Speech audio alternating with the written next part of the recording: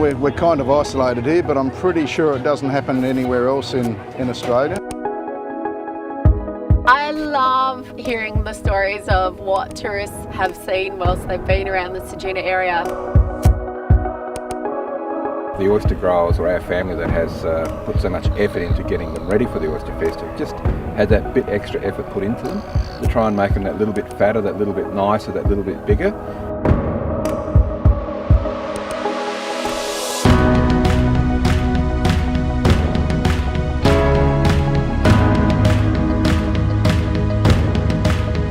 My name's Genet.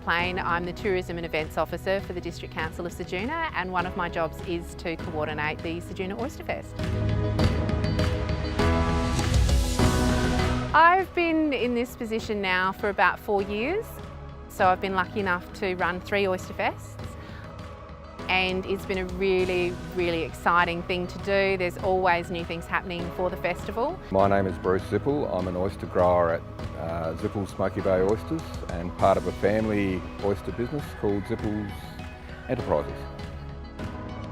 Our family has been involved in the oyster industry for some 25 to 30 years. We started out as land farmers and we diversified because we had a family-based operation.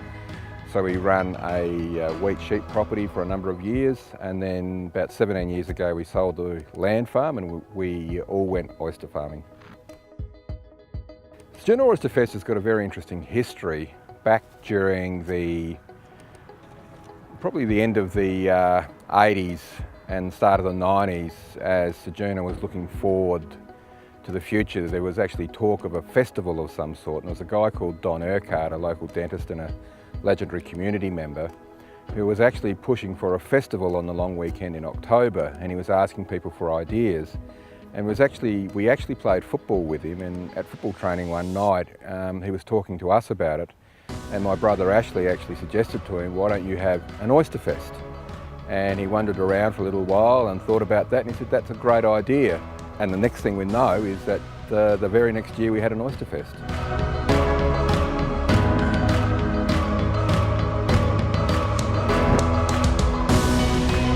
My name's Perry Will and I manage the Ceduna Visitor Centre along with my partner Nancy Pryor. I've lived all my life in Ceduna. We're actually, my family's been here for 6 generations. Yeah, well, most people live here for the fishing and for the fact that we've got these beautiful beaches and natural landscapes and that, and to the hinterland we've got all these beautiful national parks and that sort of thing. Friday was probably the best Friday that we've had for the Oysterfest. I think it was probably to do with the fact that Simon Bryant was here, and we had a number of tourists come in asking what was going on because there was that many people around, and we told them that Simon was down cooking and giving away seafood dinners, and yeah, everyone thought that was absolutely fantastic. Shell everywhere. They're beautiful. You like them? Yeah, sushi vinegar would be absolutely fine. Just need a bit of sweetness.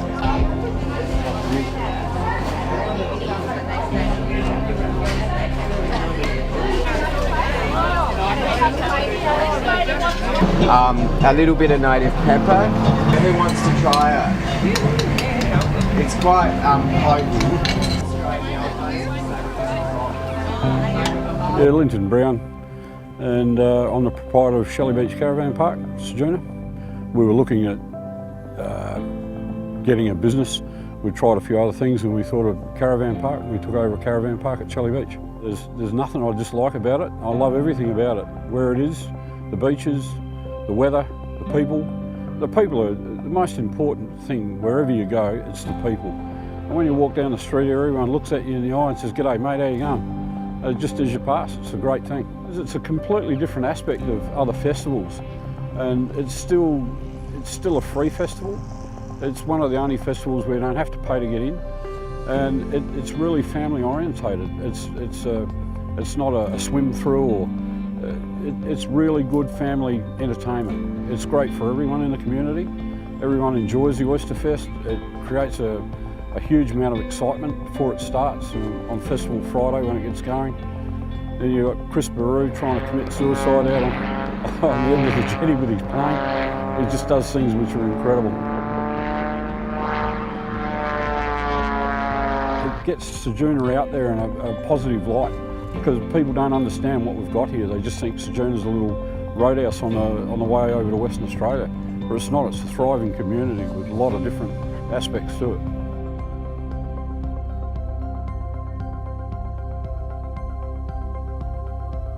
My name's Genet. I'm a local business owner. I run Ceduna Signs. I'm also a mum of 3, community active member of Ceduna. I was actually a backpacker from England, funnily enough, like a lot of other people in this town. Cruising through, came to visit a friend. How long ago was that? 15 years ago. And then that friend introduced me to my now husband. Been now married 13 years, 3 children. 2 houses later, I'm still here. But don't regret a minute of it. I love living here. The weather's great, beaches are great, people are great, climate's brilliant. You know, why would you want to live anywhere else sometimes?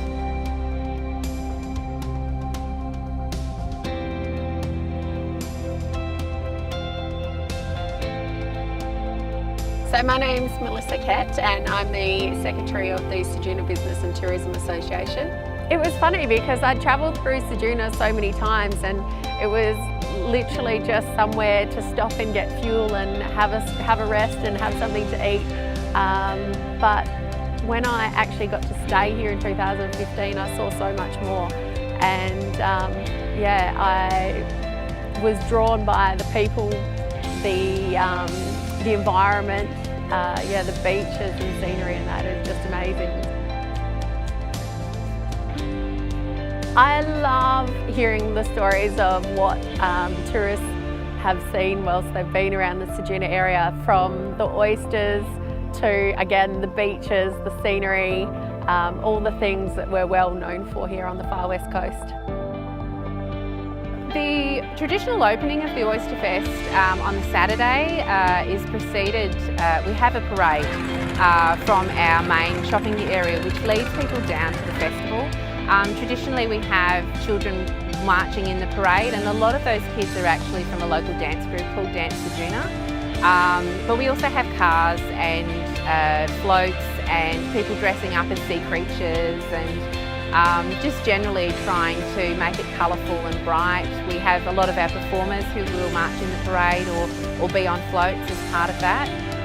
So we try and get the whole community involved, and the street's totally lined with people just watching the parade.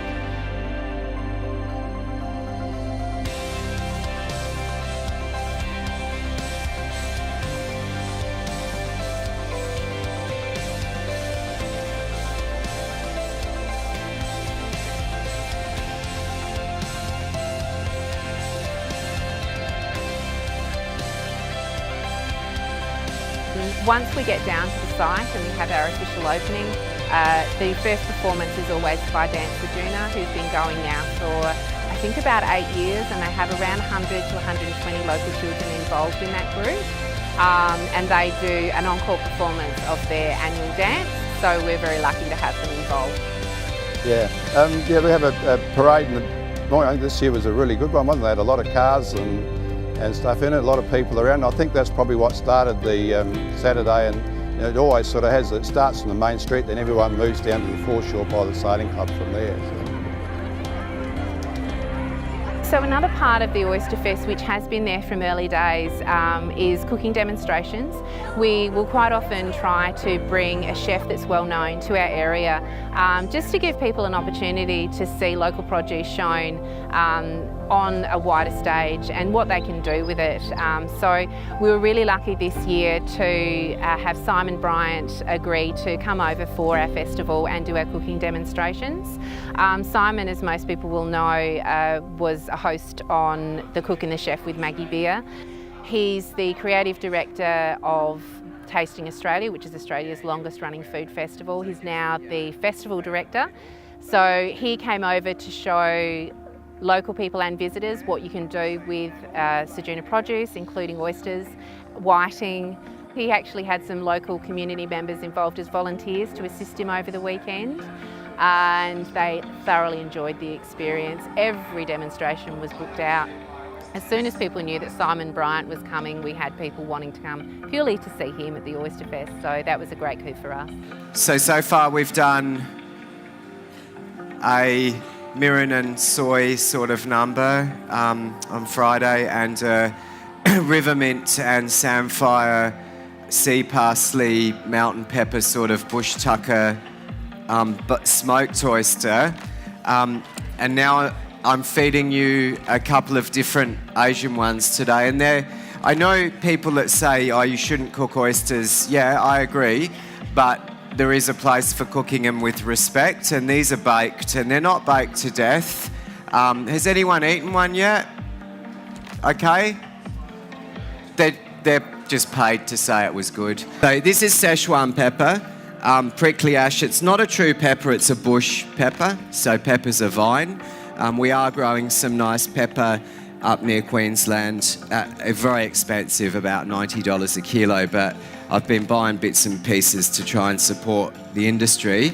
Szechuan pepper could be substituted with Tasmanian mountain pepper. It's very similar, it's peppery but it's clovey, and it's got that anaesthetic numbing thing to it. When you mix it with salt, it's normally called prickly ash. So you pound it up and you mix it with salt, and you get sort of like this numbing, don't really know how to explain it, clovey, hot pepper. Why you would enjoy numbing your mouth, I don't know, but I do.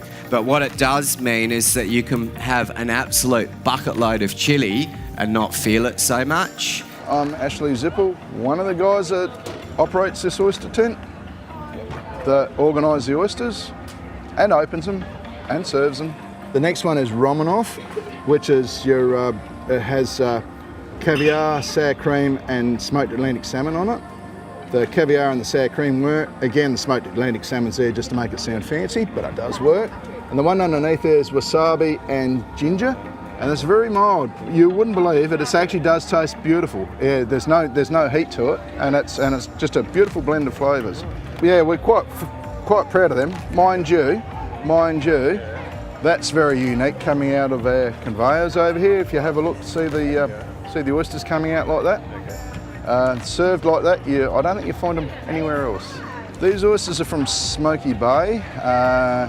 We actually put them aside especially for the Oysterfest, running into winter, beautiful oysters running into winter. And when you're coming out of winter, to be honest, the only really good oysters that you will get are the ones that are good going into winter. And so we have these sitting on the prime racks, especially for Oysterfest. And with our different recipes and the way we cook them, it just works. We'll do about 1,600 dozen cooked and perhaps a couple of hundred dozen closed for people to take home and open at a later date. So about 1,800 dozen oysters we will go through over the 2 days.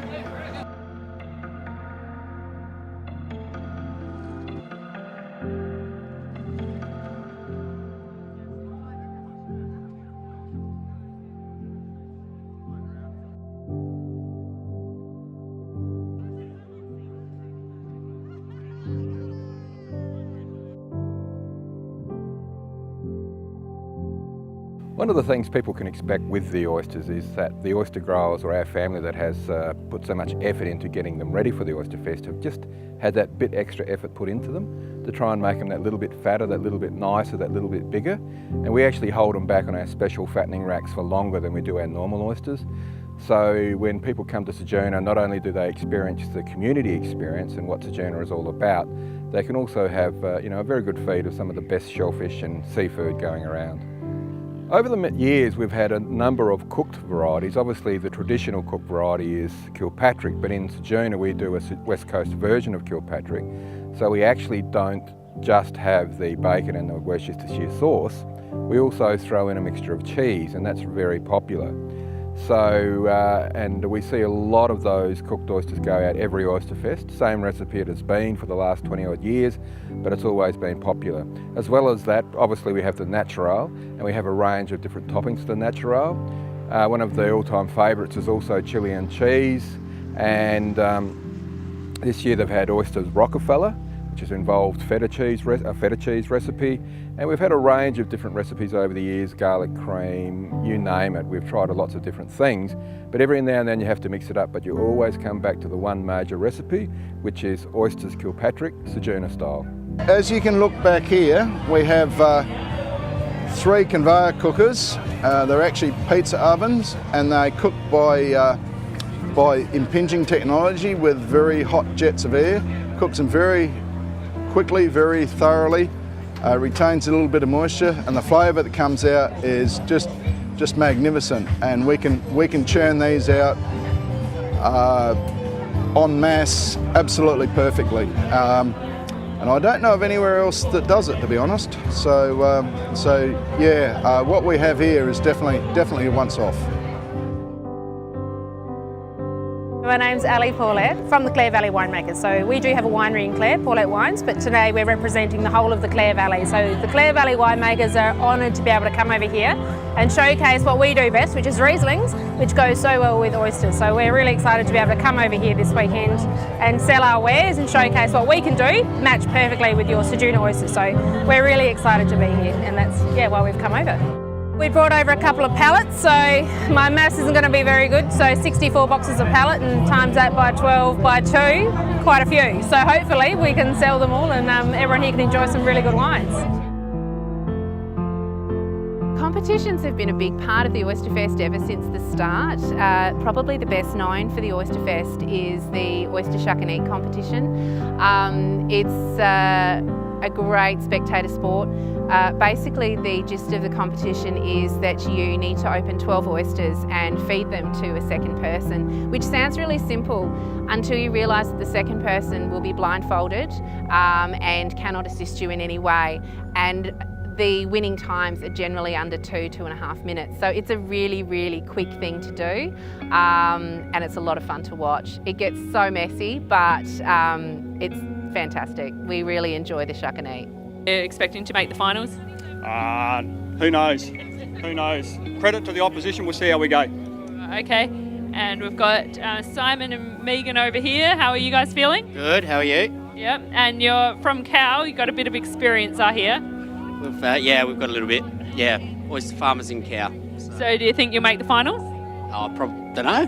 Be interesting to see what the competition's like. And do you feel like you can eat 24 oysters in a row?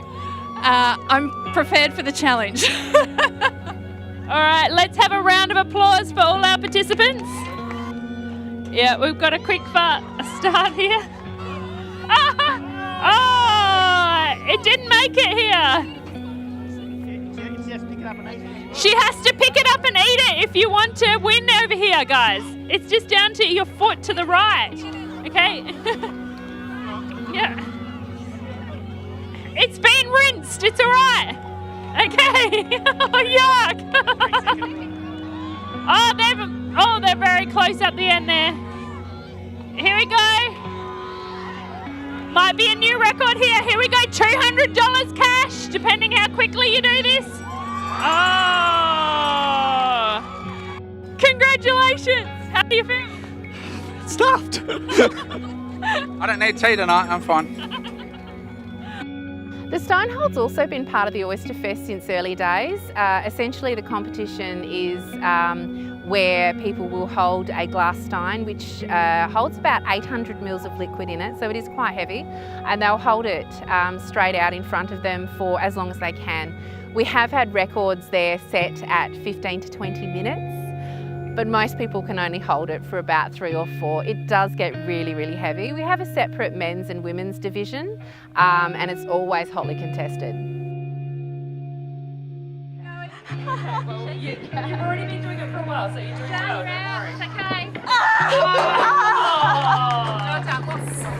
Okay, all we have to do is hold on for actually only 60 seconds longer, and you can do it. Oh, bad luck. Oh, you're so close there. They're both looking a little shaky here. Yep. All right.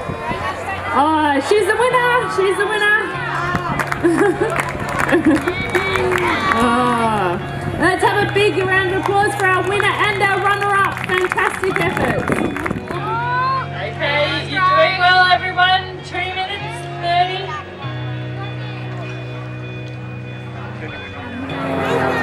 You can do it, getting up towards 3 minutes, guys.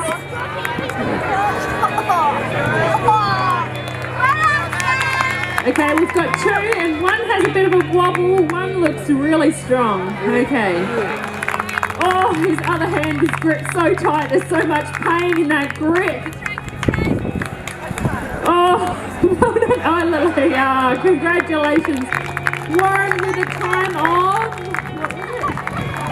4 minutes, 39 seconds. He's the winner. Warren, well done. I've got 3 kids. My oldest is 10. They're a little bit older now, so they've actually got to the stage now where I give them money and they disappear while I sit back and enjoy the music and stuff. But yeah, they love the carnival rides, the bouncy castles, all the sideshow alley, all that sort of stuff. And I think actually their favourite part this year was the actual petting zoo. They loved it in there. They spent hours in there just, you know, touching rabbits and guinea pigs and all that sort of stuff.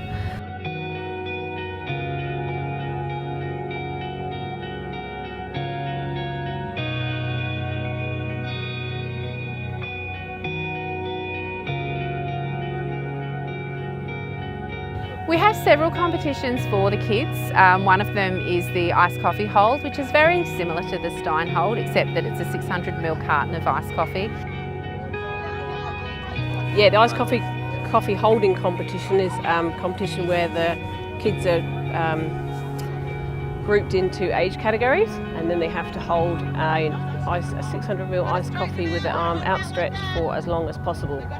And the one who stays the longest basically is the winner.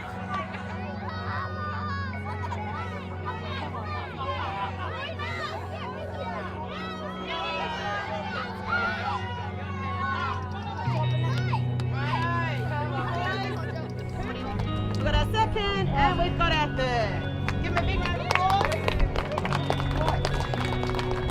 They also have a sandcastle building competition, which is open to all kids and families, where we invite them to come along and build sandcastles on the beach, and they get given prizes for that as well.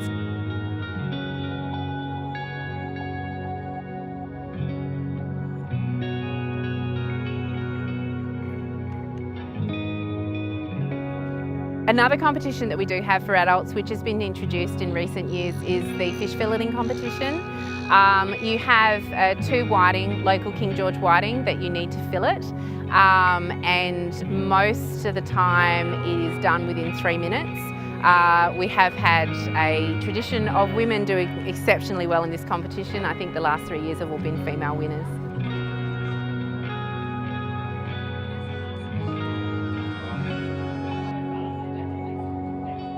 The Oysterfest wouldn't be the same for local residents without Chris Barou. We've been very lucky. Chris Barou was actually born in Thevenard, so he's a local boy. He went on to win the National Aerobatics Champion on 13 separate occasions. I believe the first time he won, he wasn't actually licensed to fly aerobatics, but I think as a national champion, they kind of had to fix that pretty quick. When the Oysterfest first started and they were looking for a draw card for people to come to the festival, one of the first people that they approached was Chris Barou, because he was probably one of our most famous exports, and he very graciously agreed to come along and with his signature red plane and do some aerobatics for us over the weekend, and he's come back just about every year. There haven't been many Oysterfests that Chris Barou haven't appeared at, so he's considered as much a part of the festival as the oysters.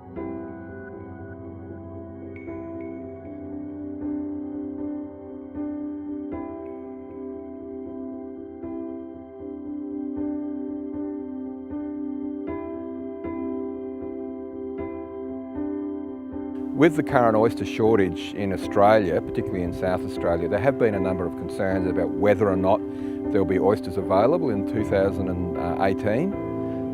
We can reassure the public that we've actually already identified a special little batch that's about a quarter of the way through the growing process, and we'll have them ready by next year's Oysterfest. We have already identified the oysters for next year's Oysterfest, so there will be oysters at the 2018 Ceduna Oysterfest.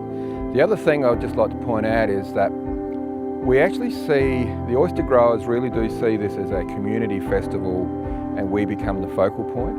So it's not just simply about the oysters, it's about our local community here in Ceduna and on the far west coast. And it's really important for people to understand that we're just part of it. And okay, we have the name Oyster for Oysterfest, but it really is a festival for Ceduna and the surrounding districts, and we just happen to be the industry that it's focused on. So it's not just about us, it's about what you can come and see, come and do, and come and be part of here in Ceduna.